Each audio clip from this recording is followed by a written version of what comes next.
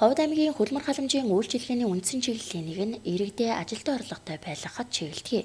Тэгвэл энэ оны байдлаар Ховд аймгийн нийт хүн амын 6,000 гаруй хөлмөрийн насны иргэд ажилгүй байна гэсэн статистик мэдээлэл байгаа юм.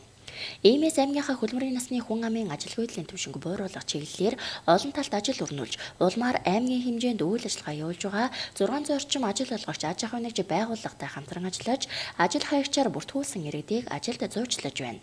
Тухайлбал 2018 оны эхний 11 сарын байдлаар аймгийн хөлмөр халамж үйлчилгээний газарт 1699 иргэн ажил хаягчаар бүртгүүлснээс 1100 иргэнийг байнгын болон улирлын түр ажлын байранд зуучилсан байна. Тэгвэл энэ ажлын хүрээнд Монис групптэй хамтран ажилд зуучлах арга хэмжээг зохион байгуулж, тус группээс өгсөн 14 ажлын байрны захиалгын дагуу ажил идэвхтэй хаягч 60 иргэнийг ажил олгогчийн ярилцлаганд орууллаа.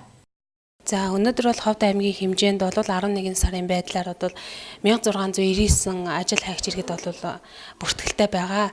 За манай дээр бол 500 гаруй ажил олгогч иргэдээс одоо байнгын болон төр улирлын ажлын байрны захиалга ирж яг өнөөдрийн байдлаар бол 1100 иргэдийг бол ажлын байранд зуучлаад байгаа. За яг одоо бол Монис групп маань 14 ажлын байрны захиалган дээр бол 60 гаруй иргэд маань бүртгүүлсэн байна.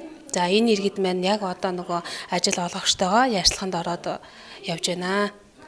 Одоо яг манай дээр бол байнгын хамтарч ажилладаг бол яг 100 гаруй байгууллагууд байгаа. Тэгээд яг иргэн ажил олгогч бол бас айгүйх байдаг. За нийтдээ бол нэг 540 гаруй иргэдээс 1181 ажлын байрны захиалга бол ирснээс бид нар бол 1100-ийг нь бол ажлын байранд зуучилсан байгаа. Тэгээд зуучлагдсан иргэд маань болохоор байнгын улирлын түргээд ажлын байранд бол зуучлагддаг байгаа. Монис группээс засварын үйлчилгээний төлөвлөгч, хөлгүүрийн техникч, сэлбэр засварын хяналтын ажилтан, механик инженер, уул уурхайн тоногдох хөрөмжийн механик, уул уурхайн тоногдох хөрөмжийн цахилгаанчин, гагнуурчин, бичих хэргийн ажилтан, экскаваторын оператор, леодрын оператор, дампын оператор, бульдозерын оператор, харуул хамгаалтын ажилтан гэсэн 14 ажлын байранд ажилтан шалгаруулж авсан юм а.